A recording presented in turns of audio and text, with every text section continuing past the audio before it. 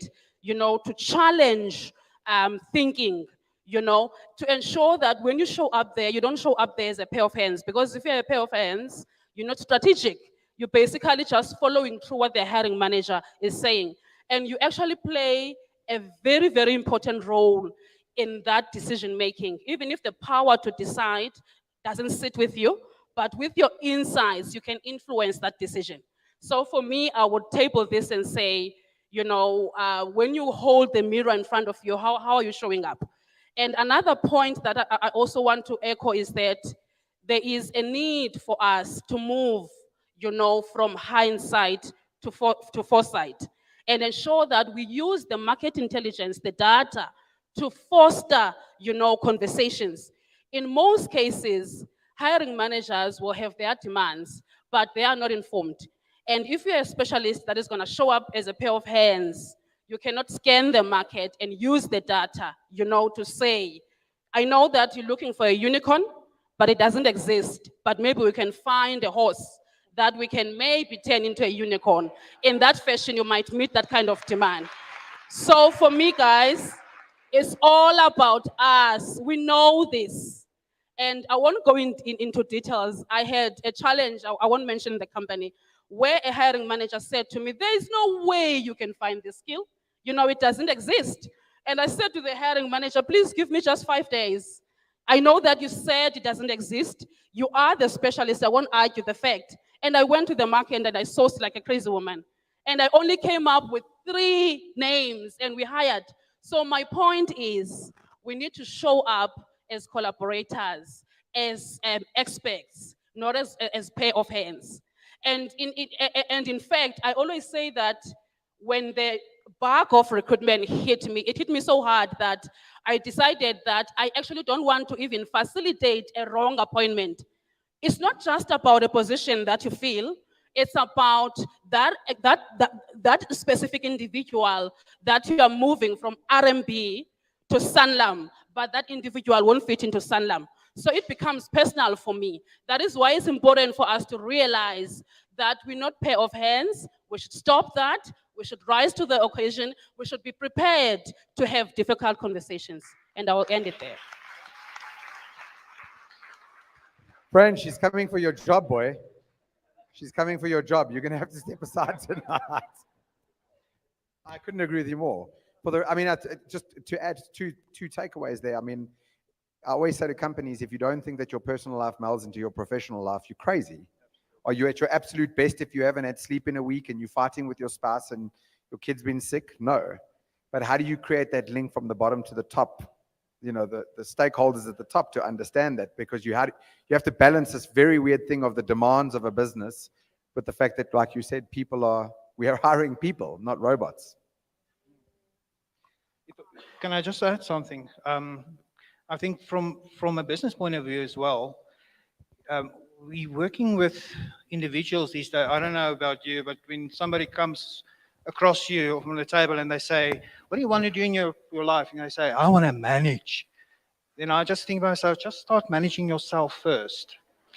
But that's not what I wanted to say. But what I want to add is, I think we need to rethink the way that we appoint.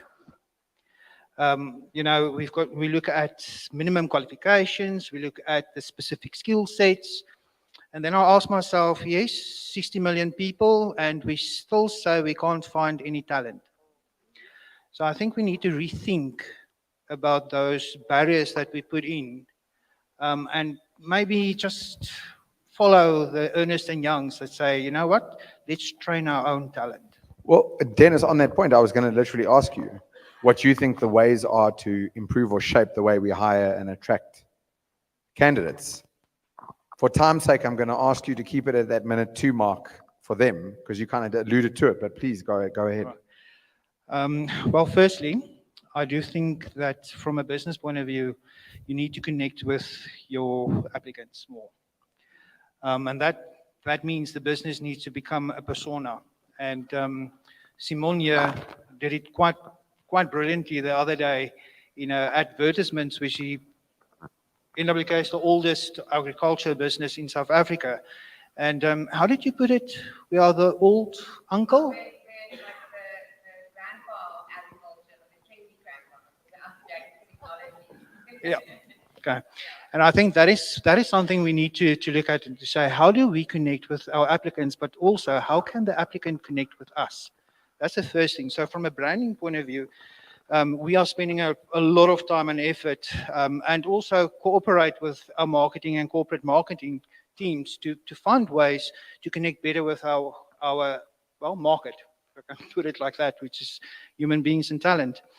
That's the one thing. I think the other thing is we also need to rethink about how they apply for positions. I don't know about you, but if I need to go from a screen to another screen and then another screen and I click and everything is lost, then I lose it. But I think that's Windows. That's why I use Apple. But anyway, um, I just think from that point of view, we must also look at the efficiency that we do our practices and processes and systems. So we can make it easy for people to apply as well. I think the third thing as well, we need to understand what really we need in our business. What is that person we really need? And we need to make certain we understand that, because then we will hire better as well. And as I stated, I think we need to look at skills, and that's something that we are looking at very eagerly, because psychometrics take you just so far. We're looking at finding skills assessments so that we can really assess the competencies, because we know people that talk extremely well in interviews and you want to appoint them and they are absolutely not good. Yeah, useless, thank you. And I think that's the challenge that we have. And I think we need to look into ourselves and to say, but how can we grow that talent? It's a longer aspect, but also how do we hire the correct competencies for the organization and also the correct persona? Yeah, I can resonate. Just to close up that part, I was kicked out of school at 17, so I don't have a matric. And why I mention that is that the world would then regard me as uneducated. But because I followed the route of entrepreneurship, and there's the iron law of the market, willing buyer, willing seller, I've managed to acquire skills in other ways. And so I do think I can just tell you from my own end, it's part of how I started this organization, Suits and Sneakers, because I felt like the future of education would be this blend of formal and informal coming together. And when COVID hit and we had to learn how all these cameras work, I don't have a degree, but we were able to use YouTube, learn it quickly, and here's the proof. We're able to punch it out. So now how do you measure it? Do you measure it by the certificate that I have, or do you measure by the output? But then, of course, measuring skills is a whole other ballgame. Sesh, I'm going to leave this last question for you because it ties in perfectly with what we just spoke about. And that really connects to the role of technology within hiring. So how do we balance technology with candidates' experience? Look, I'm going to preempt by saying I'm incredibly passionate about both, and that's why I'm here tonight, and that's why you're here tonight, right? It's all about technology. I'm going to try and keep it as simple as possible, Mark, but please feel free to tell me to shut up when my time's up, because this may go on for a while. I think ultimately, we've been thrown with technology at the moment. I get a demo a week by an organization, local and international, selling me their fantastic technology. I don't have the time to look at all of this, but what I think we need to fundamentally understand when looking at technology from a human capital perspective, from a talent acquisition perspective, is what is the need? What do we need? And I think bottom line between creating that balance between the candidate experience and technology is support. So what does that mean? From a TA perspective, and I'm a talent acquisitioner by heart. I spent a year doing HR management, awful experience, went back to talent acquisition. The reality from a TA perspective, guys, at the moment is we need to look at our strategies. We need to understand what group strategy is, what company strategy is, and how does TA tie into that. So we have a strategy. I think ultimately right now is we need to get back to putting the human back into human capital. So my husband, thank you. So, and this is going to be a contradictory conversation that or speech that I'm going to give you, because my husband's constantly telling me, you're using Wamly, but you said you want to be more personal and you want to be more, let's meet candidates for coffee. The reality is finding a platform, a technology that helps you with your time, as an example, gives you that time to put back into those actual physical conversations at coffee chats at Tasha's, because everybody goes to Tasha's for a coffee with a candidate. We spend an hour interviewing candidates on Teams, usually. That's not personal, guys. It's not that personal touch. We make candidates come to our offices for interviews. We don't consider, a colleague of mine and I were talking this morning, and she said, what about candidates in Limpopo? She's from Limpopo. And I said, but Megs, it's not even about candidates from Limpopo. It's about candidates from Randburg who are not working, who don't have that money for a taxi fare to come to our offices because we want to see them. So how do we implement technology from a human capital perspective to give us more time to be more human? So contradictory. You add technology to become more human. Wamly is the perfect platform for that. So Fran did not pay me to say that. I have been working with Fran for over a year, but the reality is we have saved 236,000 hours, Fran. I don't know, I don't remember the data, but we've saved that amount of working hours, talent acquisition hours, that we can then take, that my team and I can take to have those coffees with candidates. So that's the TA, HC component. From a candidate perspective, you need the support as well. So we work with Workday at Old Mutual Insure, yay. And my team and I spend hours during the day talking candidates through the recruitment process, the candidate process, the employee process on Workday. We don't have a team that does that for us, right? So that's our job, we do it. We need a platform that is going to help the candidate through that journey.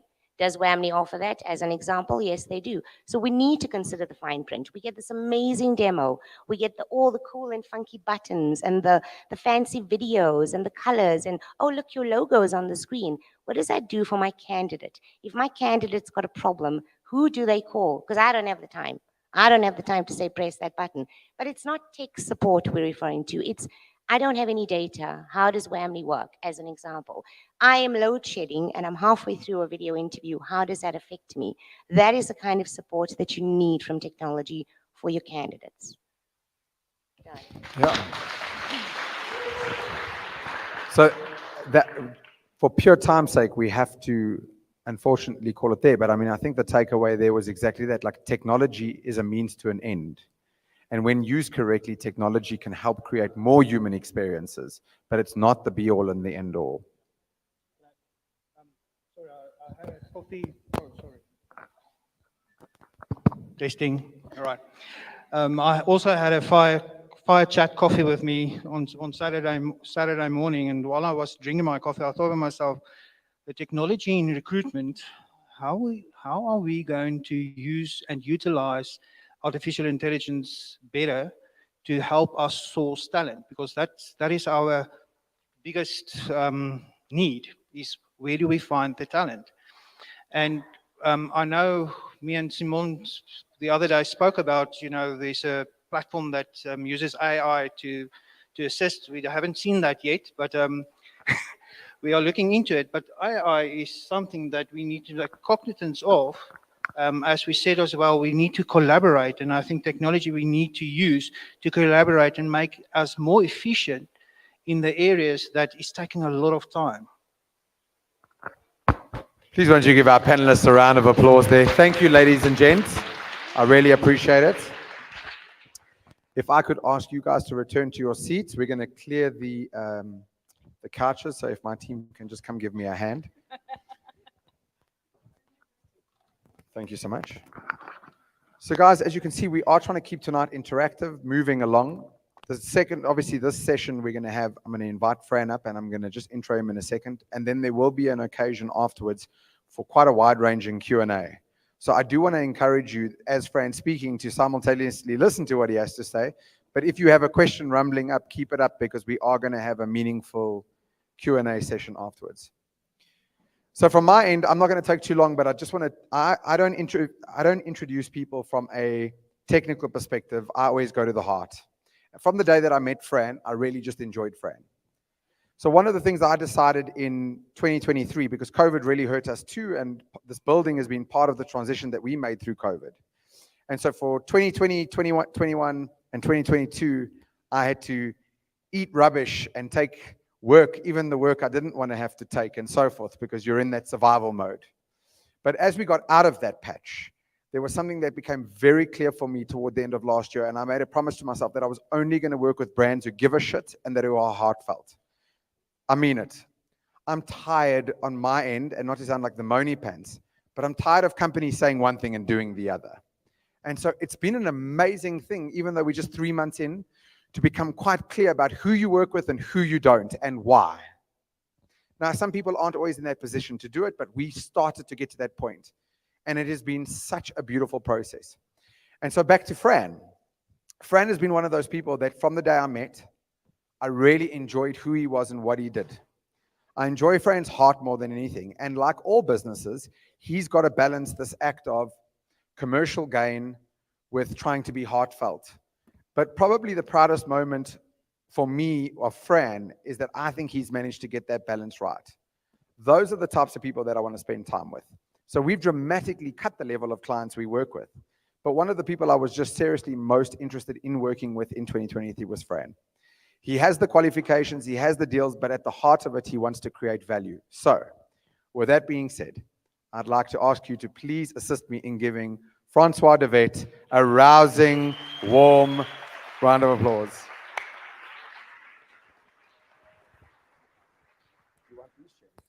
No, I don't need them. Unless anybody wants to join me on stage on these beautiful couches.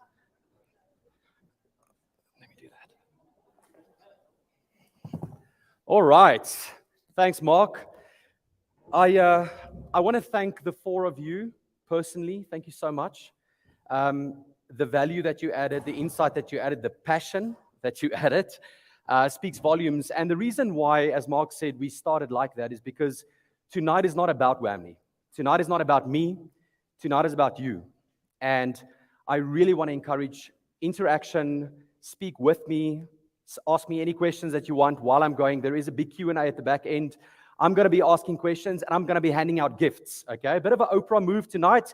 You get a gift, you get a gift, you get a gift. Okay, so if you're not shy, come on, it's HR. None of us are introverts, right? Yes, yes. Megan, sorry about the billboard thing. I don't know what happened there. Sorry about that. All right, so let's get cracking. The art of talent acquisition. Who thinks hiring is easy? Not a single hand. I can't see very well, but I don't think there's maybe a selfie at the back end. Instagram story, just tag me, please. Who thinks hiring is easy? Nobody. Who thinks they've nailed it? No one, right? I truly believe, especially in the day and age that we're living in now, to hire the right person at the right time for the right requirement, which changes every single day, is an art, okay? And the people who think they nail it are our line managers, yes, okay? For the line managers in the room, a lot of respect to all of you, okay? First prize coming up right now. What typically happens when a line manager hires someone? They look for people who look like they do. Damn it, who was first? You were first. Can I get a prize right here, lady in the blue shirt? Exactly. So tonight is around exploring this concept of the art of talent acquisition. By the way, if the shirts don't fit, too small or too big, just speak to the team and we'll get you the right size, all of you. The art of talent acquisition. So from an agenda perspective, I'm going to be covering 3 sections. I've really enjoyed the last couple of weeks researching trends in the hiring landscape. And it's been so interesting for me to see that the trends globally and in South Africa, 80 to 90% of them are similar, okay? And we'll be unpacking them tonight. From there, we're going to touch on what are we trying to do. Now, there are many, many service providers and experts in everything. But there is a place where we are trying to make a difference. And as Mark said, for us, it's all about value. It's about trying to make a difference. So I'm going to just touch on that. And then the most exciting part of the evening is the Q&A between the conversation, but then also at the end, where I would love to encourage you to ask questions. And then we are all going to answer. So we have 3 to 4 mics roaming around. So at any point, if you want to pick up the mic, please do that.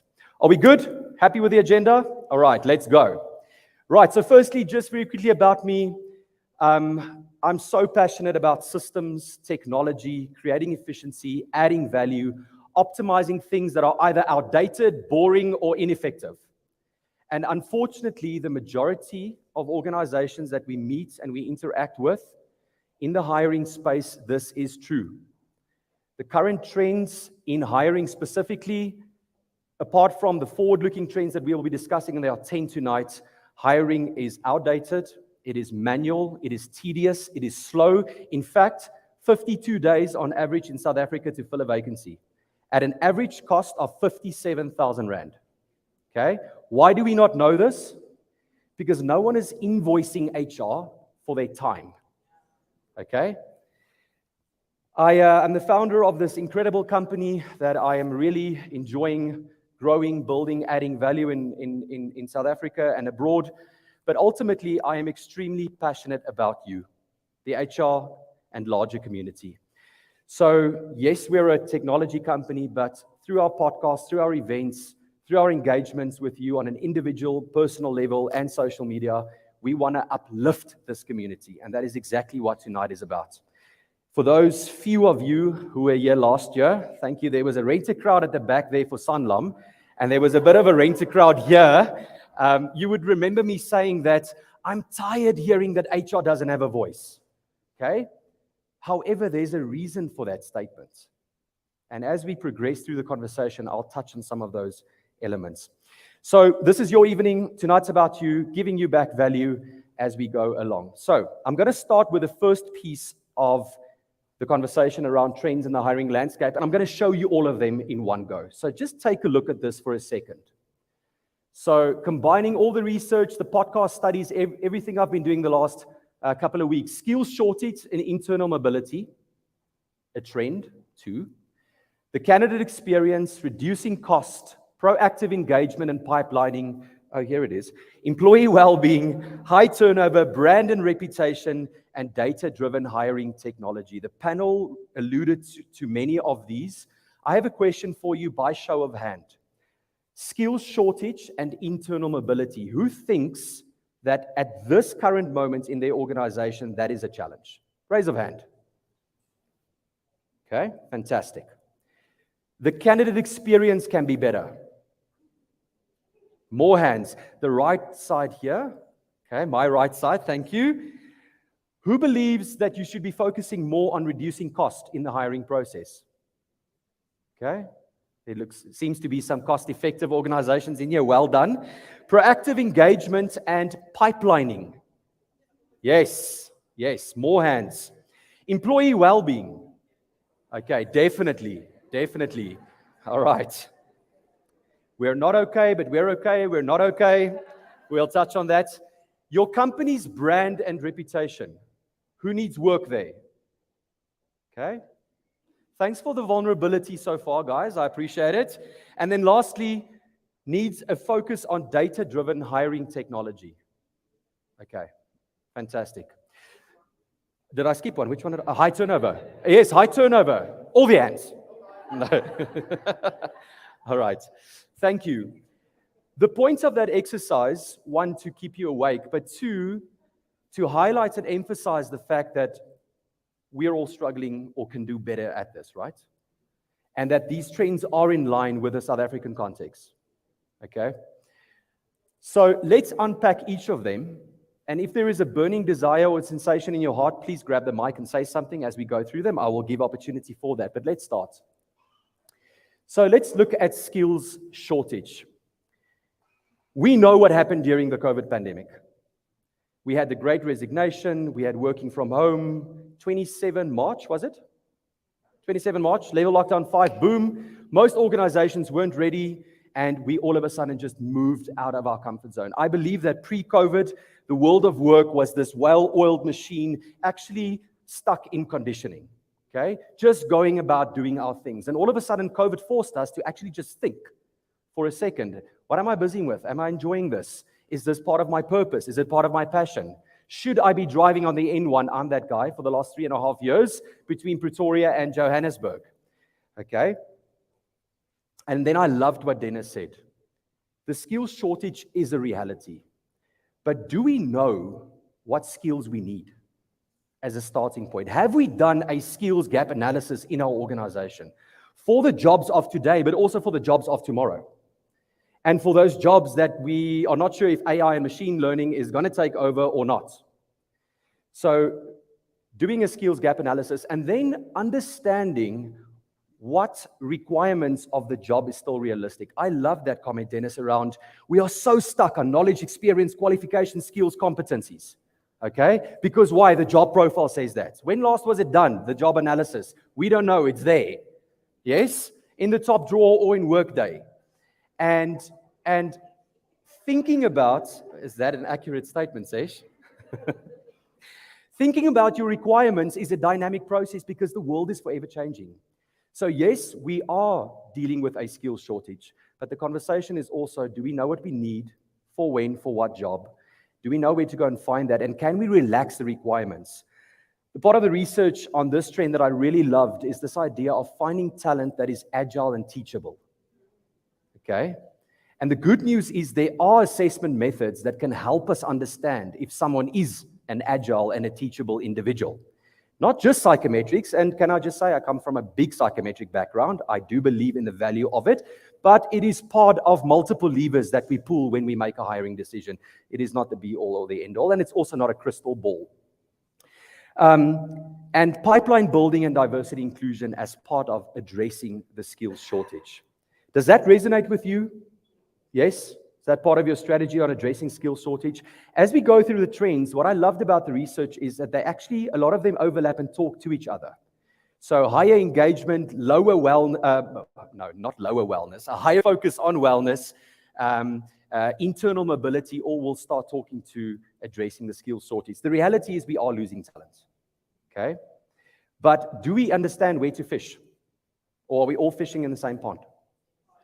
Same pond. All right, high turnover. There were hands around this trend. Retention is a significant challenge. We understand that. So I was in a conversation earlier today around turnover, and I challenged the person to say, why are we conditioned to believe turnover is only a bad thing? Do we still want people in the same job for 20 years, getting their golden watch? I don't know if NVK does that, Dennis. Okay. I'm going to put Stian from Ocean Basket right there at the back on the spot. The very first conversation him and I had, he told me an extremely interesting thing that Ocean Basket does. Stian, one-liner. Can I get the mic there at Stian? Okay, while we're waiting for Stian, where's our mic? Do we have a mic? Can you guys hear me? Oh, there. Can I get Stian the mic, please, quickly? There he is. Stian, you can come slightly forward. I didn't prep Seshni or Stian or anybody else that I'm going to be targeting tonight. Only Megan asked me not to do it, so Megs, I won't do it, okay? Promise. Okay, Stian, retention. What was your one-liner at Ocean Basket? So, I talk a lot, so you have to be a bit more specific. So, the thing about, no, two-liners, come on. Okay, Give me two. Two. The thing that myself and Grace, our CEO, had a conversation about is, why is it a bad thing to want to leave? So if you can be honest with each other, as an employee and an employer, it is okay to plan you to leave. So everybody in Ocean Basket head office has got a plan to stay and a plan to leave. Because it's not always in your career, whatever, to stay. So thank you. That's it. Thank you. Everybody is, thank you. Give him a hand. Yes. Everybody has got a plan to stay and a plan to leave. That's the harsh reality of the world of work, especially post the pandemic. However, for the cynics in the room, or the realists in the room, and the business owners, there are certain talent we want to retain, okay, for the continuity of the business. So how can we do that? We can focus on internal mobility and upskilling individuals in our organization. In fact, a study at the bottom of the slide said that individuals who are promoted within 3 years, whether this is vertically or laterally, are more than, the chances of them staying are up to 70% higher. Okay? So, why? I don't know for how long. That was the study's one-liner. That's a great question, Dennis. For how long? Maybe another 3 years or 3 months. Yes, yes. I think the point of the study here is do something with top talent. Okay? I used to, in my assessment days, say, not everybody needs an individual development plan. For those of us who remember from our studies or in our current organizations, the 9-box grid, certain boxes don't move, and that's okay. Okay? Solid citizens, I think it's called. So focus on internal mobility. We'll get to that as a specific trend, upskilling our current staff. And then when someone leaves, my dear colleague Bianca always tells me that's an opportunity for you to appoint someone else that is either better, has got a better fit with your culture, can move the needle forward, hopefully not be more toxic, okay? But there are opportunities. Right, next trend, employee well-being. Burnout is real. Can I share with you the golden thread in all the research at the moment around this trend is it was amplified during COVID. We think that COVID gave us more work-life balance, more freedom and autonomy, more flexibility to get to family members, sports, soccer games, my yoga and meditation in the morning, of which some of that is true. But a big thing that happened during COVID was isolation. We are human beings designed for connection. That's why we are all here on a Wednesday evening. Thank you for being here. I appreciate it so much. Thank you. And so we need to navigate presenteeism and a new buzzword. You guys know the HR industry loves buzzwords. I heard silent quitting earlier. There's a new one. I'll touch on it later. Silent thriving. Okay, just put it in the pocket. I'll get back to it. But e-presenteeism. So I am at work in my kitchen because we're working from home. Okay, but I'm not there. That's e-presenteeism. And so employee well-being at this moment is a massive focus. And my take on employee well-being is it is not that one day a year where we go and play soccer or hike the mountain. We love the word integrated talent management or integrated HR management. What about integrated holistic wellness management? Okay? I almost went for a, can I get an amen? All right. So integrated employee wellness, because wellness is on various layers. Emotional, physical, financial, spiritual, friendships, and all of that really got a big knock during COVID. Part of us exploring our purpose during COVID and looking in the mirror, which, by the way, is not an easy thing to do. I don't know when last you guys really looked in the mirror and asked tough questions. What that did for a lot of individuals is it left them with a lot of questions and not a lot of guidance towards an answer, okay, for various reasons.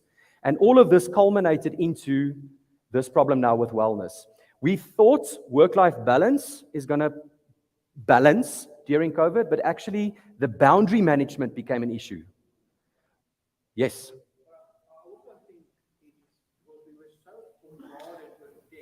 Yes, yes. Absolutely.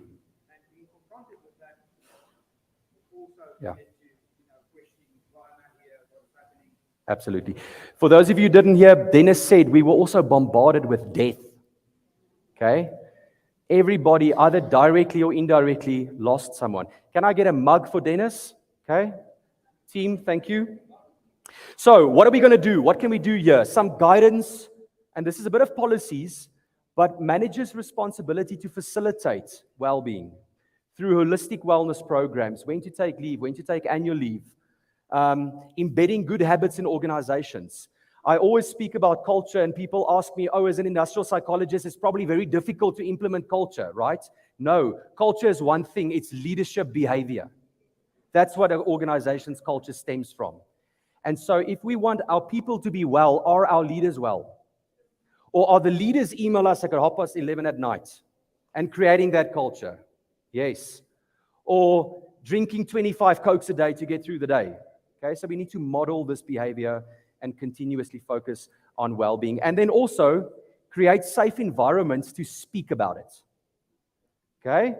As a white Afrikaner, we were taught, cowboys don't cry. Die lewe is nie maklik nie. Okay? Tel jou ken op. Pick up your chin. Life isn't easy. Okay? So I don't want to speak about this because I look weak. Or what is this going to have an impact on my succession plan? or my promotion opportunity. But it's our responsibility as human capital to create these safe environments and actually open up this conversation. I didn't plan to go on a well-being rant. I'm not an expert here, but I was inspired. All right, let's look at this. Employer brand and reputation. We have yes, Nalundi. I wanted to say something on the previous slide. Let's go there. So what I'm also challenging us, this evening is that we also need to stop assuming that specialists can be leaders. Because a lot of what happens, in a workplace is toxicity. What I was saying is we also need to stop assuming that because I'm a specialist, I can be a good leader. Because there is a relationship between work toxicity and the leadership style. And there are people that just needs to be left as specialists that do not have the empathy, that do not have the passion to lead, and manage. So it's another, challenge that I'm posing to us as specialists in this room. Thank you. Thanks. Thank you. Excellent comments. All right. Key trend, hot topic. Remember, the backdrop of this is the art of talent acquisition, filling vacancies, your brand, your reputation. Who here is absolutely positive that your perception around your brand and what gets said around the braai or the soccer match or wherever an informal gathering happens is the same? Okay? There's two hands, two brave young individuals. Do you guys have a startup? I'm joking. No, well done. The reality is we have our values in the corridor and in the bathrooms. Yeah. We have a section on a website that's really difficult to find around our story and what we stand for. But there's not a golden thread in the touch points in hiring. Sharing your EVP with potential candidates. In the audience, we have an 18-year-old, Marco. He's called the Gen Z kid. Thank you for being here. Most 18-year-olds are at a bar now. Marco is part of a generation that is interviewing us as much as we are interviewing them. Part of what he's doing here tonight is he's getting to know the logos in the room, because somewhere he might want to join an organization. And so we really need to become clear around what is the message, and more than the message, the emotion we want to create with candidates interacting and dealing with our brands. What do we want to leave them with, even if they don't get hired? Because they become the conversation and take the brand further, even if they didn't get hired. So basic stuff like getting back. When I get to employee experience in a second, I'll share two stories. But the first job I ever applied for, I didn't get, and to this day, I haven't heard back from them. Okay? I still don't know where my application is. But the point is, I'm speaking ill of them. I won't say their name, but the feeling they left me with is, I'm not worth it. I'm not valued that you can even speak back to me. Okay, so companies must work to establish a brand that resonates with your candidates. And here's the good news. You are either going to be a pull brand or a push brand, and that's okay. What do I mean by that? Not everybody is going to resonate with your brand. Not everybody wants to work at Wamly. That's okay. Okay? But are you clear around who you are and who you want to attract? And is the message in the touch points? Excellent. Oh, there's one other comment in the blue box I want to make. In the research, I love this comment around our marketing strategies to generate leads are quite sophisticated. Okay, there are various channels to market. Some of you might get an email from me every single day. I promise I'm typing it. Jokes. Why aren't we applying the same principles in attracting candidates? And I know if I can give Mark a mic here, which I'm not going to do, you probably have a lot to say about this. But recruitment marketing and nurturing candidates long before you actually want to appoint them and fill the vacancy, which we'll start talking to pipeline building. All right, the candidate experience. Here's my two stories. Very first job, I applied at this place. And I walked in, and maybe I'm not going to give it away, but maybe there are many organizations who do this. 7 panel members, all dressed in army suits. White males. Here's Francois from Potchefstroom. I'm coming in with my polo suit my dad bought me, my very first interview. There I'm sitting. Guys, to this day, I've got no idea what they asked me. I was so intimidated by these army men, and I never heard back from them. That was the first experience. The other one was about 3 years into my career, a headhunter phoned me. They said, listen, there's this incredible logo that wants to meet you. I said, cool. I want to know more about the hiring process. They've got 7 rounds of face-to-face interviews over a period of 3 to 5 months. Okay? I didn't send my CV. This is real.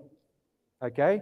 As much as the urgency for us is to fill a vacancy, there is as an equal urgency on the candidate side to go through a good experience, which ties back to your brand, which ties back to your reputation, which ties back to ultimately how you are perceived in the market. And so it needs to be seamless and it needs to be engaging all the way. And as we move this conversation tonight over to technology in a couple of minutes, that seamless or seamlessness in your process is real and it is hurting candidates. We cannot take 52 days and not even give feedback. Because we're inundated with what? Here's a mug coming up. What are we inundated with? Well, define it a bit better. Work, yes, we all work. Admin. Someone said admin. Simone. Admin, but you also get a mug. 2 mugs. There's a mug. There's a mug. Someone just said they love admin. Who was that? No, I didn't say you. All right, the candidate experience. I love this part of the trends. How do we proactively engage candidates? So proactive candidate engagement. We know the great resignation, another buzzword, the great return, okay, has stalled, or has it? I have a slide coming up in a second around that. But the point of this trend in the research was, how do we create pools and engage with the candidates before we have to fill the vacancy? The biggest difference, did you guys know there's a difference between recruitment and talent acquisition? Yes? Okay, for those of you who don't know, recruitment is reactive and always in a hurry. Fill my vacancy now, says the line manager. And now we're startling. Okay, we're running around. Talent acquisition starts talking to proactive pipeline management. And there are some individuals who registered for this event. I love that, going through the list. Your job title currently is talent pool manager. Anybody in the audience, or is this on the live stream? Someone in the audience a talent pool manager by job title? Okay. Hello at home. I hope you're enjoying your coffee and enjoying the talk. I love that. A focus on forward-thinking, planning around, one, creating the talent pool, but also then starting to engage them. A good friend of Dennis and myself, Hester Barnard from Senvest, always tells me, we must go and fetch the silo managers and the branch managers long before they know they're going to work for us. Okay? And then back to Mark's point, we say it, but do we do it? And the majority of times why we don't get to it is because we're busy with admin, okay? Or we're running around trying to fill hundreds of vacancies because it's burning and it's costing us money, and that's the truth. But proactive candidate management, I love this here. We've now moved away from work-life balance into what is now called work-life harmony, okay? And I actually did a podcast a couple of episodes ago. Some of you follow the podcast, you can go and check that episode out. But the idea of work-life harmony is that I'm engaged and I'm in balance and I'm in flow, but there's not necessarily this cut on, cut off, okay? Because let's be serious, we do spend 70 to 80% of our life in the world of work. So inevitably, there's an imbalance. It's not a 50-50. If you're in the crowd and your life and your job is 50-50, well done. Okay? Anybody like that? It's okay. We're all in the same boat. But creating work-life harmony as part of proactive candidate engagement. Right. I love this because we're all dealing with it. What is the best way to work? Are we in the office? Are we hybrid? Or are we fully remote? Who's fully remote? 1, 2, 3, 4. 4 individuals. Who's hybrid? Okay, a big chunk. Who's back in the office? Look at that. Please keep your hands up. Please keep your hands up. Please keep your hands up. Everybody look around. Look around. there is this assumption that there is only one new right way, and that is the hybrid model. So I'm here tonight to say three things around this topic. One, there is no right and wrong answer. It depends on the nature of the business. It depends on where the business is in its journey. And it depends on the individual teams and departments in the organization. Because the reality around this conversation is there is a difference between efficiency and productivity and innovation and creativity. And when you need to be efficient and productive, there's a specific working environment that's going to suit you. Now we're not even throwing in personality or business leadership into the conversation. And when you need to be creative and innovative, there's another environment that is required. Dennis. Very true, Francois. Our one team member is fully remote. And I think from an employee's perspective, it's to keep the talent. Yes. And you need to be flexible in that way. So it's not the correct one, Yeah. but from an individual perspective. Yes. Yes. Yes. Absolutely. Can you maybe stand, please? Thank you. So the one negative from us working remotely is that with regards to our graduates that started with us in 2020, they were deprived the human interaction, the office environment, Yes. and getting to know, with employee readiness. Yes. Because they don't get it from varsity and they couldn't get it from us. And we couldn't retain 80% of those graduates because they didn't really know our brand. Yes. They didn't know the company itself. They just knew us as a name Yes. and what we provided on Yes. the graduate program. Thank you. Thank you. Can we get a shirt there? Or do you already have a gift? I feel like this is a... There we go. Okay, 2 comments around retention. And Karen, I'm going to give you the mic. Can we get the mic to...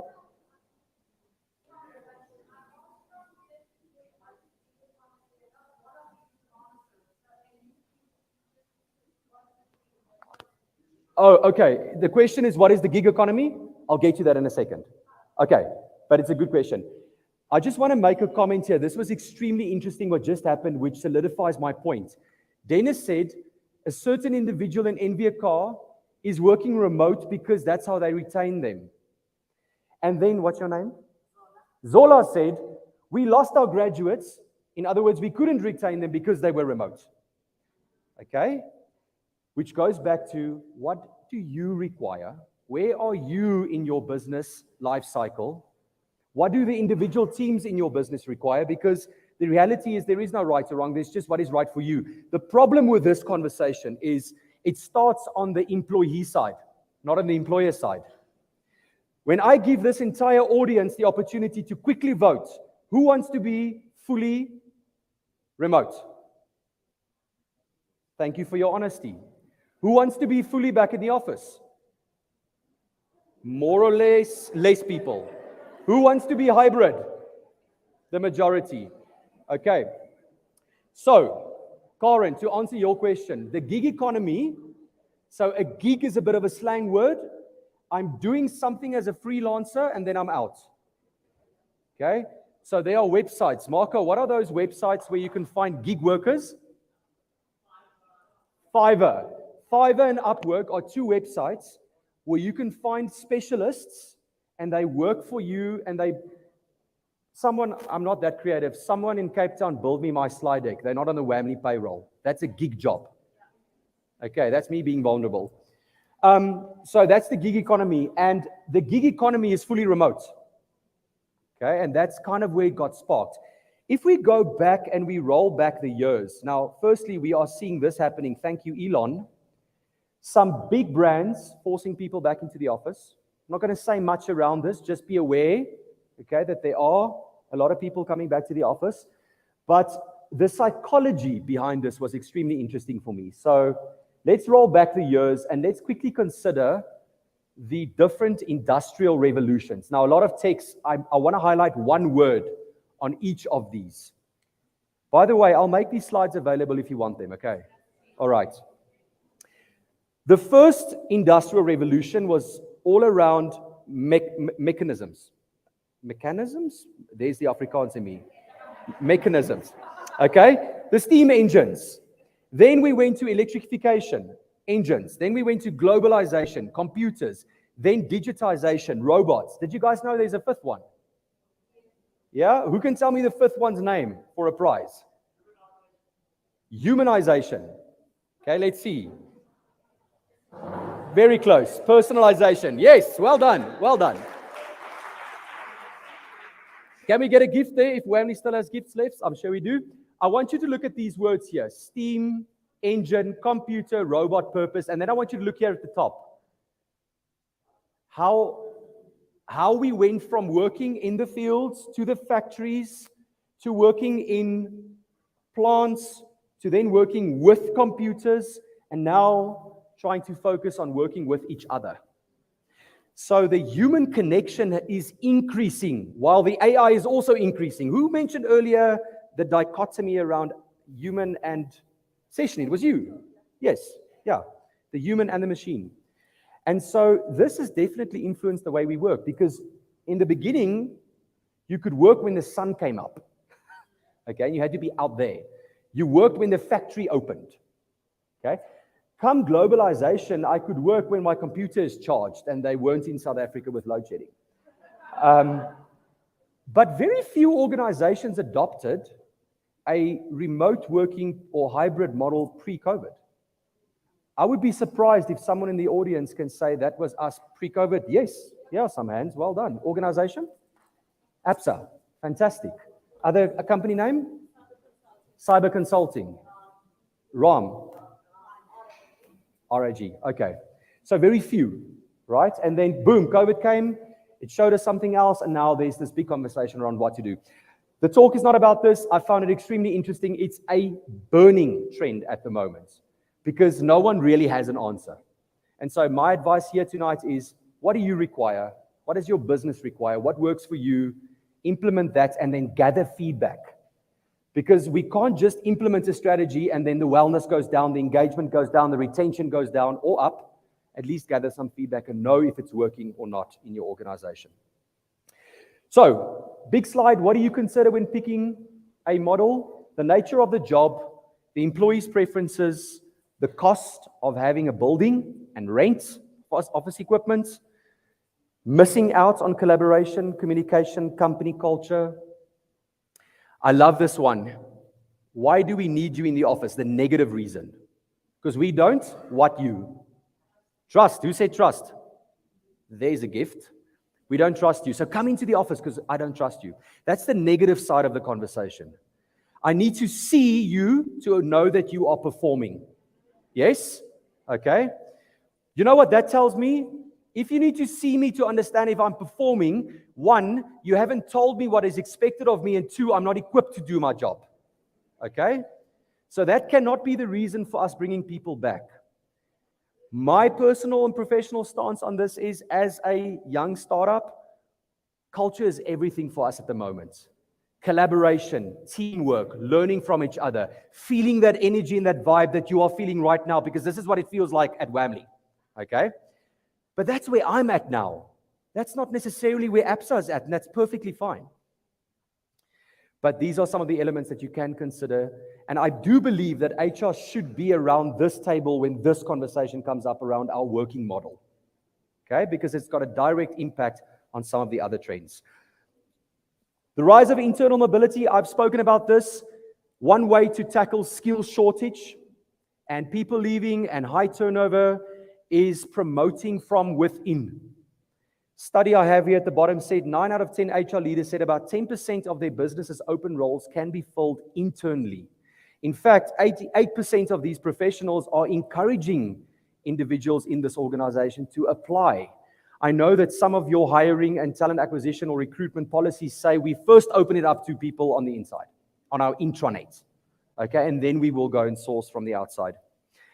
I think the big question here is, you can only retain internal talent if you've got what in place?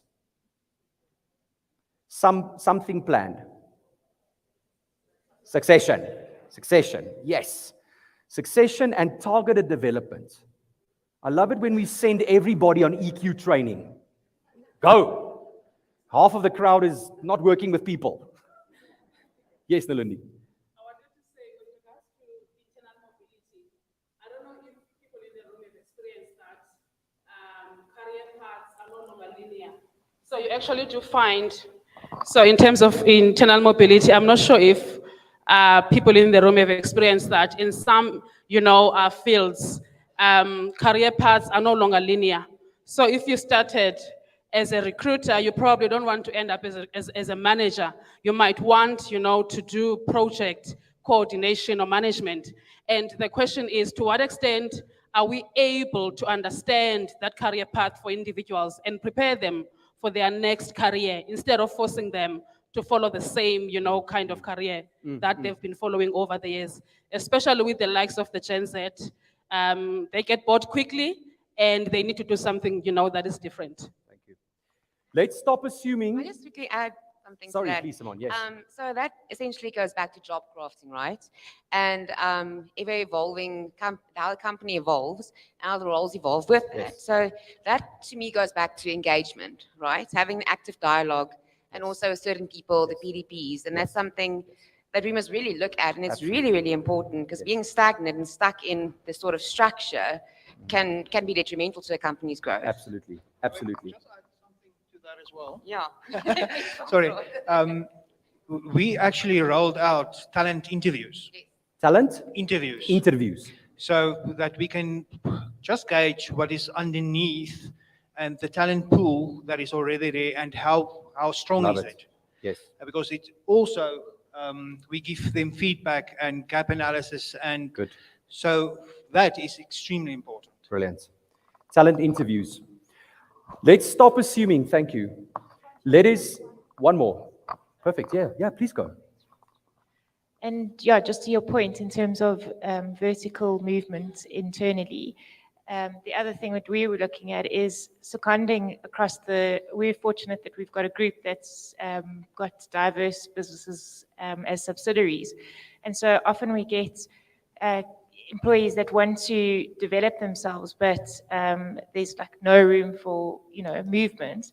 So having a look at how we can second them to other businesses and within the group to get that exposure, and which we find is, a good opportunity. But also those positions like shared services where you've got people within, let's, for example, say finance, that this is where they want to stay, but they just don't want to be working for the same business for years to come. And so to move within the group as well. So having a look at that as well. Love it. Thank you. Two comments there. One, let's stop assuming everybody wants to move up the ladder in your organogram. Okay, let's stop assuming that. And two, for those who want to, let's help them do it. Or they got to do it somewhere else. Okay, two more. Talent pipelining, I've touched on this. What is this? Your ability to proactively engage candidates in talent pools so that when the vacancy is ready, there is someone that you can go to or a group of individuals that you can go to who are ready, who have been screened, who have been video interviewed, who potentially have been assessed via that personality or skills, but at least are ready and understand your brand. This is not easy to get right, especially in our context. The number one question that we as Wamly get from our clients are, where can we find talent? Is that a question that you are dealing with as well? Yes, of course, there's a skill shortage, we said. So creating this pipeline. Oh, thank you. If I can just use like my team that's sitting You have next to, to me. Arikla, speak in the mic. Oh, thanks, Francois. Okay, so if I can just use the team that's sitting next to me. So Tabang started with us as an intern up to HR officer today. And then we've got, within the company, we've got a program whereby even if you are in a certain division of the company and you're studying something that is your passion, we give you the opportunity to, while you're studying, to work within the department. So Shamaine is in a whole different ballgame, but she's in HR currently helping us. And obviously we've got Michelle and Renee. I don't want to leave you guys out. Awesome. So just from I'm not going to say which company we're from, but just from a company perspective, I think it's important that we have the internal mobility and we create that in the team as well as within the company. Thank you, Arikla. Thank you. I attended a talk 2 weeks ago a human capital director from Deloitte was delivering a talk. And one of the things that he zoomed in on is hire people for their skills and not for their job title or job description. Now, I found it interesting, and I think there is value in it. There's a practical question also around it. But the part I really found interesting is that we all have a bunch of skills, and we are not using all of them in our current job. I often go to Farron. I don't know where he is. He's our COO. There he is. I often go to Farron and I go and ask him to do things for me that's not part of his job description. Thanks, Farron. But he's competent in those things that I need. But he's not getting to do that in his role. And so I think as part of understanding how to build a pipeline, creating that mobility, is to move people into areas where the skills that aren't currently being used could be utilized. And then this individual from Deloitte said, for a season. Not forever, for a season. We have this project, we're launching this thing, let's move these 3 or 4 people together in a matrix structure, and let's have them deliver on that, and then we can decide what we're going to do from there.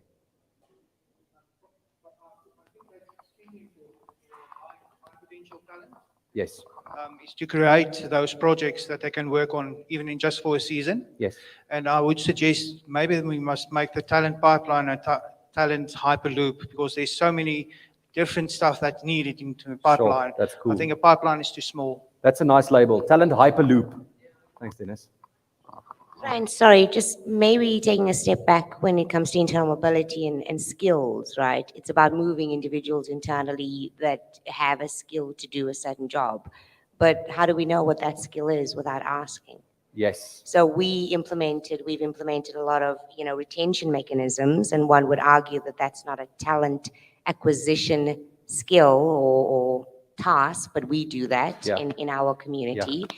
And one of the questions we ask in our stay interview is, or we make a statement and colleagues agree or disagree. And the statement is, I have a skill or an expertise that is not quite utilized currently.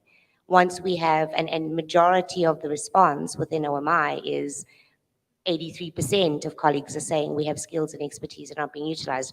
We then need to unpack that. What does that look like to be able to internally mobilize individuals? Yeah, So great just a comments. thought. To summarize what Session is saying is, how can we move people based on their skills if we don't know what their skills are? Okay, good comments, fantastic. All right, recruiting technology. We need to start focusing on automating the mundane, repetitive, administrative things that we are busy with every single day. That's the basic one-liner of this theme in all the research. There are fantastic systems out there, some better than others, but they are out there. Job boards, applicant tracking systems, HRIS systems, video interview systems, skills tests, background tests, psychometric assessments. The tech is out there, not even to speak about what AI is doing, which, by the way, is extremely exciting. Unsure around the relevance for now, but we all see ChatGPT and Chat4, the distance and for those of you who are curious about this, it's just evolving so quickly. But the point is, the tech is out there, and it's changing rapidly. And I loved what Seshni said during her panel discussion around, we often struggle to distinguish between digitization and digitalization, okay? Digitization is I take an admin thing and I digitize it. Digitalization is I am able to create a story or a narrative from the data that the system gives me to answer a business-related question. And as HR, I believe we do have a massive opportunity. A lot of us are digitizing, but what are we doing with the data? We always hear big data. Have the data inform decisions around retention, burnout, job satisfaction, well-being, performance, succession, grids. Who's my next CEO? We have the data, but are we able to interpret the data into, or translating it into being able to understand what it means so that we can answer these questions? So recruiting technology. And to summarize, my question to you after these trends, this was quite fun. Thanks for all the interaction, by the way. Give yourself a hand. Are we still awake? Everybody still here? Awesome. What can you do, and where can we assist, or where are we trying to assist? There's so much that you can do, and that's part of this evening, is to stimulate these thoughts. your brand, your engagement, your well-being, where you attract, the things that you are doing internally. From our perspective, we are assisting our clients in predominantly two of these trends. The recruiting technology, of course, with our one-way video interview platform, as well as the pipeline, building the talent pools. And so before we get to the Q&A, I have a couple of slides left. Is it okay if I still go 10 minutes? Everybody still with me? All right. So I have 2 slides, irrespective of where I talk and what I say, unless it's completely off topic, that I love in all my slide decks. It's this one and the next one. So this heading is, how are companies traditionally hiring at the moment? So there's an opening or a call for a position in your organization. HR creates an ad, whether you have an ATS or not, that ad gets distributed out on your various job boards, your Peanuts, your Indeeds, your Careers24, your LinkedIn. Applicants are responding with their CVs either into the ATS or they are going into an inbox, and then there's a poor individual who's spending 8 hours of their day screening CVs. If that's you, a big prize to you. I'm not even going to ask you to. There is someone who's vulnerable enough to say, we are screening CVs. All right. Then the best CVs get chosen. They go off to hiring managers. Hiring managers inform HR who they want to interview.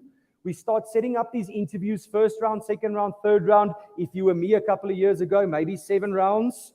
Okay? And then if we are lucky, the least horrible candidate gets appointed. But then 2 months later, we are back to performance management. And guess who gets the call? This person is not working out. You, HR. What happened to Francois? And then HR goes, no, you picked him. Yes? And then we go, where's your interview guide with all your comments and your notes? And we don't have them. Okay, and now we start. I heard a new label the other day, a PIP, a personal improvement plan. Yes, now we're back there. Does this look correct in terms of a flow? All right. I have a question. If you consider all of these boxes, which one, in your opinion, is the most broken? Broken. Or needs the most attention? There's no right answer here, by the way. Sifting through CVs. Shout. CVs. I'm hearing CVs the whole time. Second round, third round, fourth round interview. Do you guys know what is the crazy thing? The crazy thing, I'm hearing CVs the whole time. Where does every single organization start the process when they want to fill a vacancy? With what? A CV. CV. I have an issue with that. I'm going to show you why. It's based on research. Now, I'm sorry you can't see this heading, but these are the various assessment methods that we can use to understand the predictive validity in job success. In plain words, what does this mean? These are levers that we are pulling to make a decision on who to hire. At the bottom, you have 0 prediction or validity. Age. Okay, how often have you heard the statement, he's too young, she's too young? Okay? Or he's too old, The one trend I left out is some organizations are bringing, Eskom should listen, bringing older people back, more experienced. Let's not use the word old. More experienced. Look at this, education, experience, reference check, a coffee chat. Okay, then we start getting into cognitive ability, personality, a work sample, and a structured interview. There is no such thing as perfect prediction. That's why it stops at 0.63. This is quite an old study, 98. I'm not sure for the guys in the room who love research if there's been a new meta-analytical study on this. But anyway, the point of this is here, for those of you who don't like stats and research, is we are pulling the wrong levers at the wrong times. We start with an informal coffee chat. We're just going to get to know you. Okay? After we've picked up your CV, look at this. Experience, education, age at the bottom. And then the top 2 candidates get assessed. because of cost. I get that. I understand that. In a perfect world, I would love a structured interview and assessments to run right in the beginning. Okay? And so the point of this slide is to help you understand and also start thinking about where in your process can you tweak something tomorrow. Because the telephone screening call and then the informal coffee chat and then the first round interview where all the panel members want to be involved in, and then we go to a reference check and then it's the cousin answering the phone. And then we come back to the final interview with the CEO who's not been part of the journey at all. And we wonder why we're getting the selection decisions wrong. I'm also not being condescending on the fact that this is easy to get right. It's not. But there are tools and technology available to assist and guide and help you. And I want to commend those logos in this audience that are currently doing this. Because not everybody is manual and not everybody is getting it wrong. So, how are we addressing this concern? For those of you who don't know, here's a 60-second video of what we do. Can I get the volume, please? Bored of fruitless interviews? Wishing you could hire the best people in the least amount of time? Well, now you can. Wamly is a video interview software that runs in the cloud, which means you can take your entire interview process online. Here's how it works. Add yourself and your team as users in your organization. Create a job and specify the interview questions. Customize your questions and set a time limit to ensure you get the answers you're looking for. Then, invite your candidates to a one-way video interview where Wamly will do all the work for you. Whenever you and your team are ready, log in from anywhere at any time. Comment, review, and give ratings to all candidates. Once your team has given their input, view holistic reports and then either appoint a candidate or invite the best one in for face-to-face interviews. Life's too short to waste valuable office hours and sit through redundant interviews. Amen. Life's too short to waste valuable office hours and sit through redundant interviews. So as a business, we are trying to address the conversation around these pitfalls and when to pull what lever. We are not assessment providers. We are not background check providers, and those are all extremely important, and there's a place in that validity ladder for all of it. But what we are trying to do is help our clients spend less time upfront screening through CVs, wasting time on telephone calls. How many of you have sat in an interview where within the first 5 minutes you knew this person does not look like their CV and they won't fit your business? Yes. Okay, that's all of us. All right? And so we've built a proudly South African product, launched in 2000, the first version in 2018, journeyed through COVID, and it's been just such an incredible journey to see how something like this can create so much return on investment and efficiency. We are currently now being used in 23 countries, thousands of interviews going through the system. Thank you. And to see the South African logos, and many of you in this audience are our clients, it's been an incredible journey. A lot of people think Wamly and other video interview providers is a COVID solution or a COVID byproduct. It's not. It's to help you get to the real person behind the CV quicker, because the distance between a CV and meeting someone in person is too big. And so much can go wrong. So what are the problems we are solving? We are reducing the time to hire by up to 70%. We're helping you get to the real person behind the CV. We are reducing cost. Our clients who have been with us for more than 6 months, we now have enough data to run it through an ROI calculator, between 300% and 600% return on investment on their subscription with Wamly. And the point is back to the very beginning around the 57,000 Rand it takes to fill a vacancy in South Africa. You don't have to spend that. You can collaborate in our platform with your team. The interview guide doesn't get lost. The way the panel comments and scores creates consistency, fairness, and reduces bias because we can't influence each other. If I'm sitting with Sia on a panel and she's my boss and our relationship is not great and we have a candidate, Paul, coming in for an interview, Sia speaks first about her opinion of Paul. I actually like Paul. Sia didn't. She goes first. And now I'm not honest about my opinion. Okay?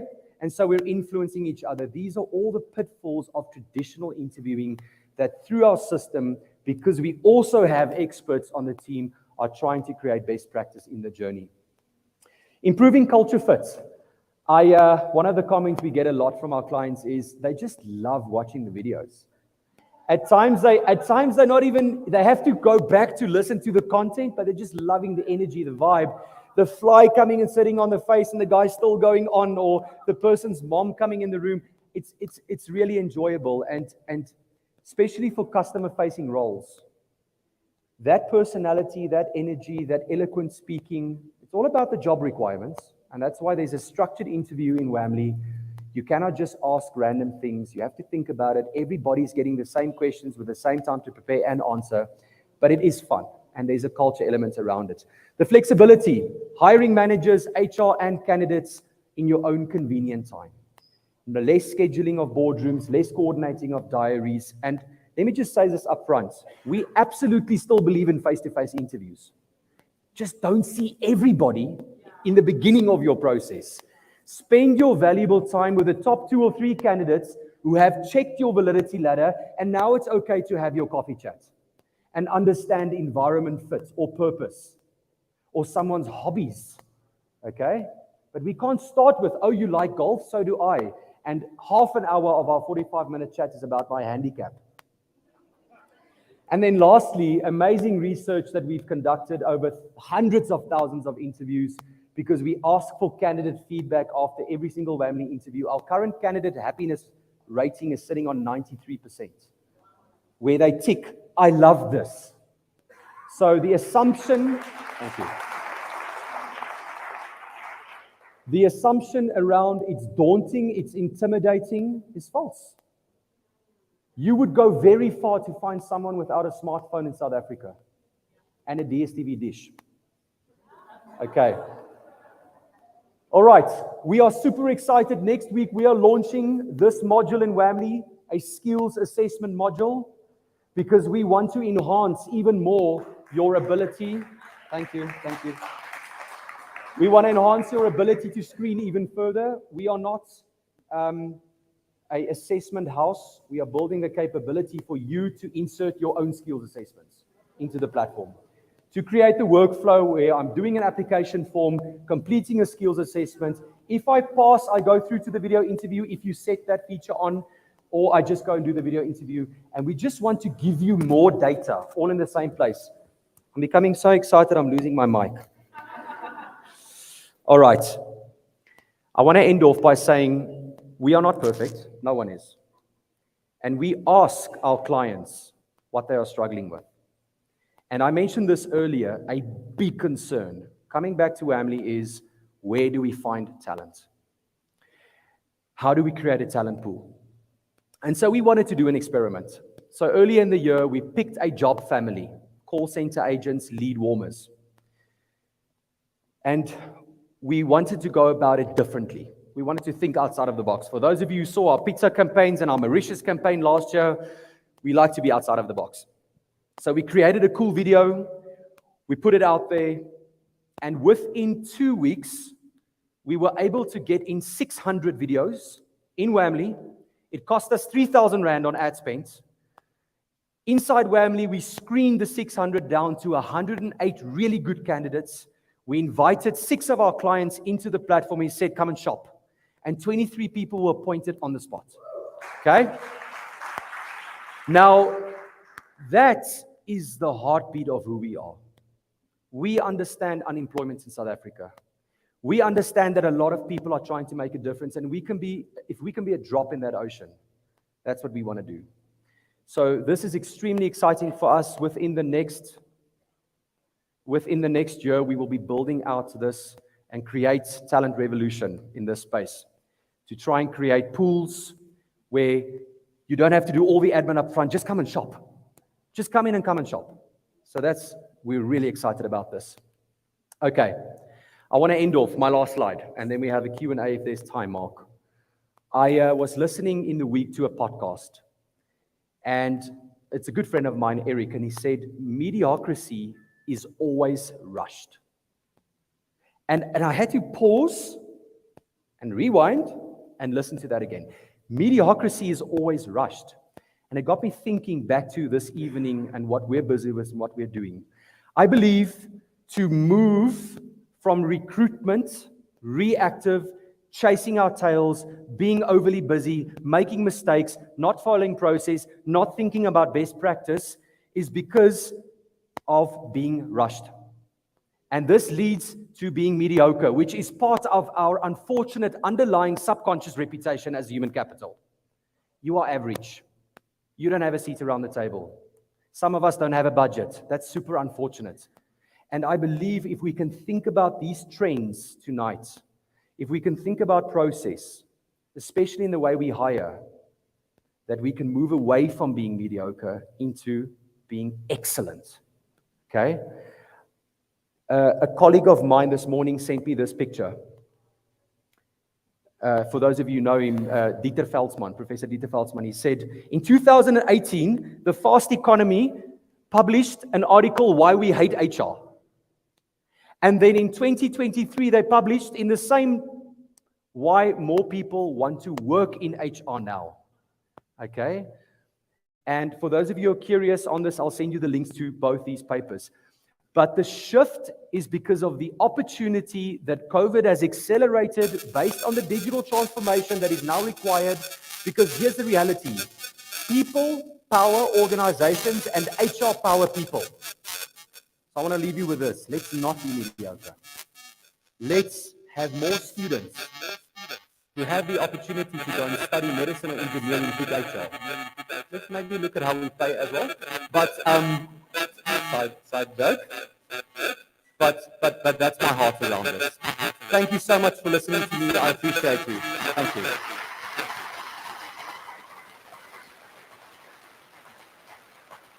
Mark, how long do we have for Q&A? It all depends on how much wine people want to drink. Oh, the glass is full. Let's go for a few questions, but don't think I'm being rude. I'm just going to moderate them. Try to keep both the Q and the A shorter. Hi, Francois. Thank you so much for the presentation. This has sparked so many thoughts in my mind. I think so I've got less of the questions and not more than an answer. But I think an opportunity for us to look into a couple of things.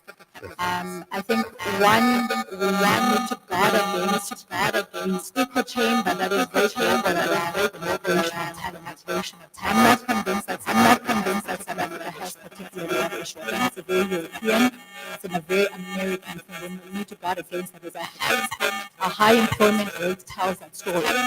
There's talent here, the growth of the BPO sector, like global entities coming to set up shop in South Africa, easily picking up talent, tells us that. We look at the top countries that hire top South African candidates: Portugal, Ecuador, Canada, US, the UK, Australia, etc., etc. So the question we've got to ask ourselves as this fraternity is, what are we not doing that these other countries are doing? Yeah. So they're able to set up shop and they're able to identify talent. I work in the tech space. I spent the last 2 weeks engaging with international investors. People, despite the epileptic economy, the epileptic power issue, still are willing to come in and power in money into this country. So as South African employers, we've got to ask ourselves some really tough questions. And I think we need to move away, I think, from all of these global buzz terms that are very sexy, by the way. Yeah. Very, very sexy. Right? And we need to actually address what the real issue is. Right? Is our paternalistic culture a fundamental problem? Is it why that younger people are going, actually, this doesn't work for me, right? I don't need your hand to breathe down my neck for me to do my job. I'm very capable of doing my job. I can put in 9-10 hours. So I think for me, it's less of questions than answers. Frankly, I don't think there's a silver bullet to it either. Yeah. But I do think how the world is looking at us as a continent is fundamentally different to how we look at ourselves. Sure. And we've got to stop for a second and I think leave all of this other global stuff and kind of really introspect. And I think that's where the answers lie. I don't think as a fraternity we are engaging enough with educational institutions. If you look at the fact that every second robot, there's a child with a master's, a PhD. standing at the robot begging for a job. We as the market that curate and write up these job spec, we sit in rooms like tonight and we say, guys, but there's no talent. How? Look at every other robot in metropolitan cities. So we have to rethink, I think, a couple of things, but I really think how the world is looking at us relative to conversations we're having internally is fundamentally different. Yes. And that in itself, for me, screams that there's a massive problem with South African employers. And I think it's an opportunity for us to have better conversations outside of the globalizations and all of these other terms that we've so easily adopted and we've kind of integrated into our space, because I think it's very, very unhealthy for our people. I want to add one thing there. Our experiment proved that. Our experiment proved your point. 600 videos, 108 good candidates, 23 placed immediately, but we don't have talent. Ewald.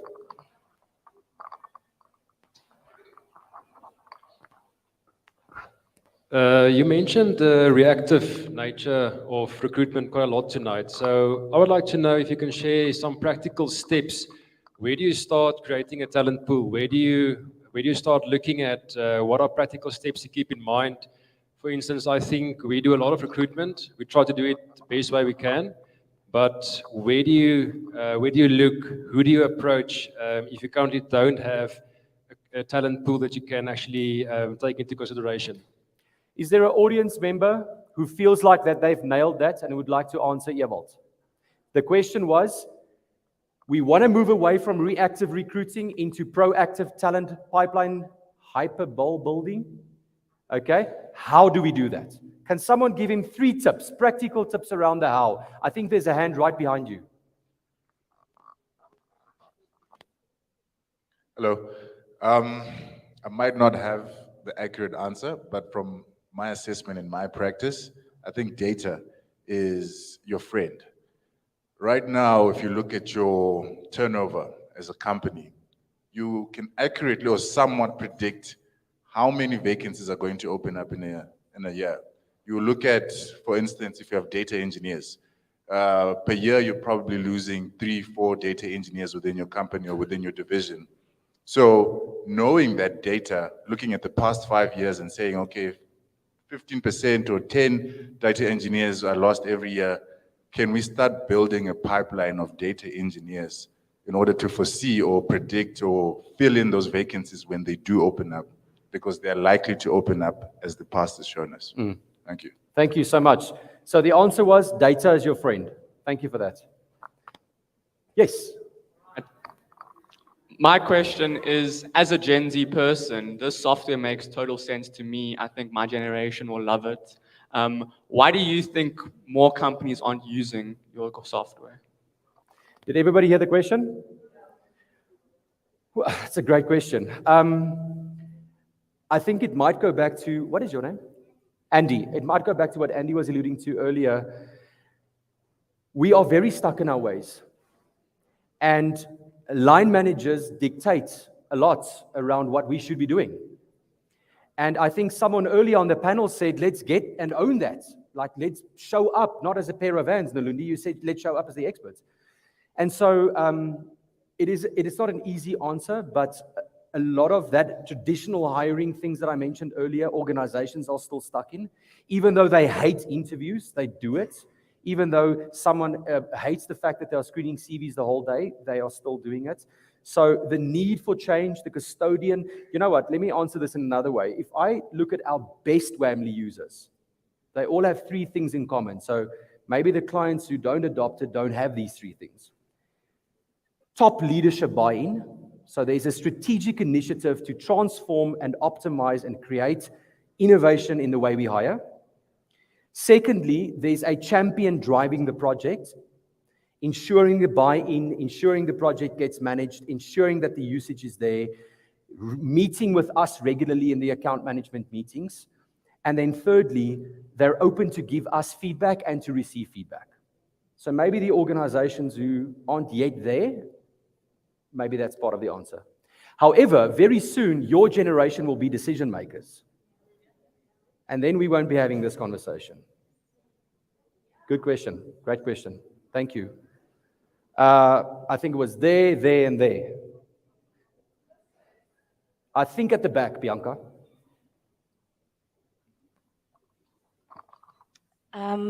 Okay, just to answer, sorry guys, I have flu.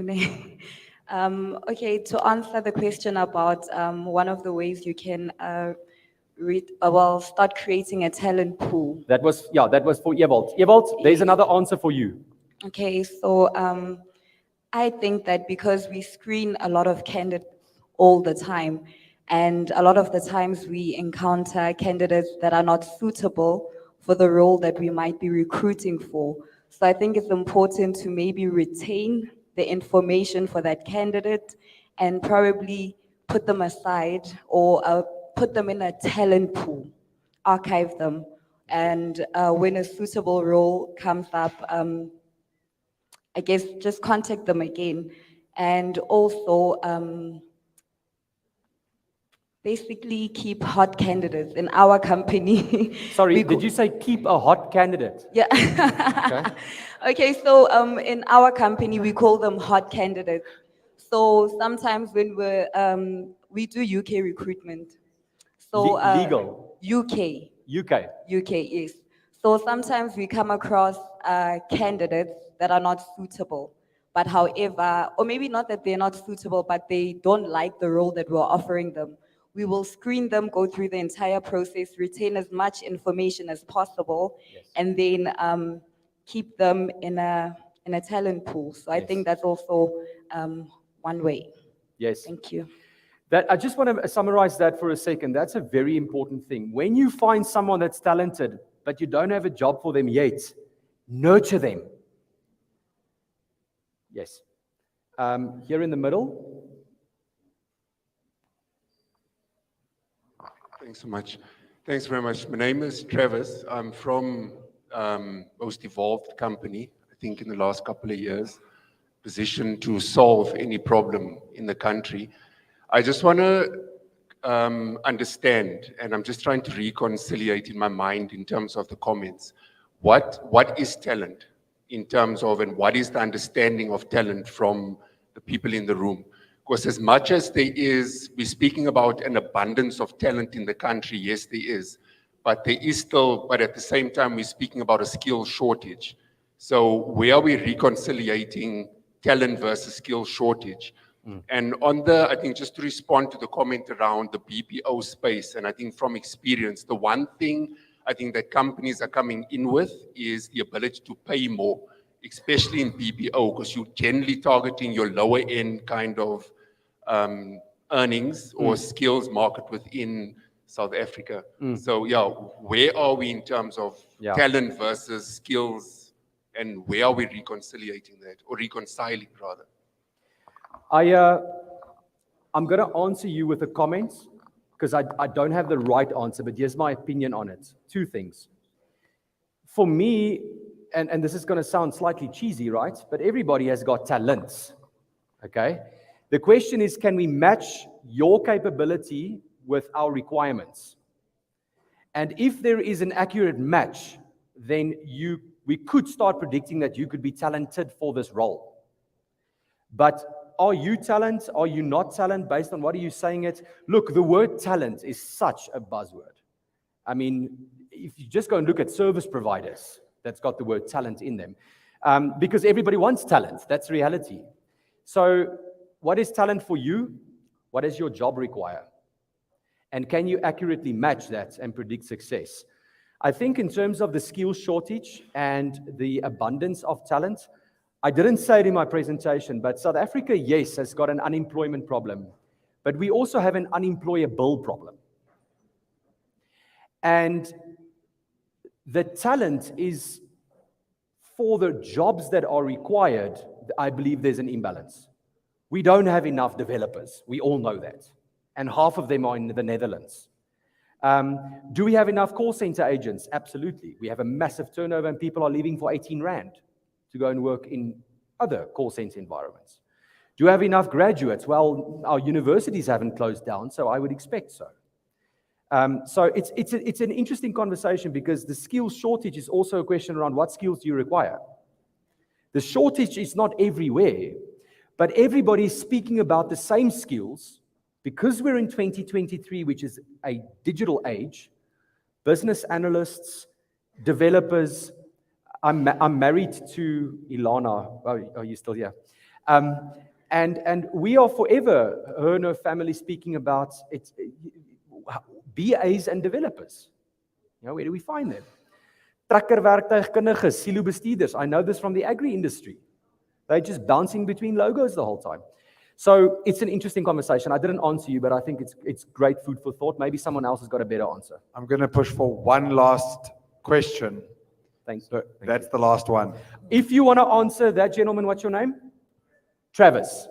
If you have an answer for Travis, please find him at the bar or here in front afterwards.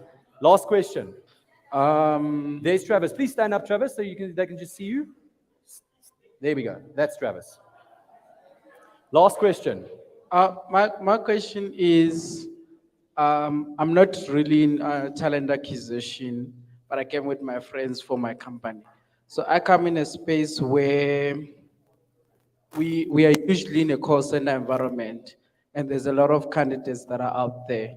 And our line manager is, okay, I just hope that my employer won't see this, but my line manager is mostly results driven. And there's like a small culture that I don't like, but it's happening where people believe that when a call center agent leaves, it's easy to find the next one. So in that case, my question is, how do I convince my line manager that we need to invest in this talent acquisition, that we grow our own people, and then we utilize them and see them going to the next level, instead of save and replace, you are gone, goodbye, we get the next person, and then he's gone, and then we continue that cycle of replacing them, instead of like developing our own pool of company, of people. I'm going to give you a short answer, and I'm going to give you a better answer. The short answer is playing this live stream recording afterwards. I'm joking. People change is difficult. Mark introduced the session with us. It's difficult to change. But somewhere, if the pain, if the burning sensation is enough, people get forced to change. So if the turnover is high and there's not a proper strategy in place, speak to someone around an ROI calculator, show him the cost that a session like this can save them, have an expert have a conversation, highlight the pain, and then you might see change and still might not. That's just the harsh reality of the stakeholders that we're dealing with. Thanks for your question. Please give Fran a round of applause. Thank you.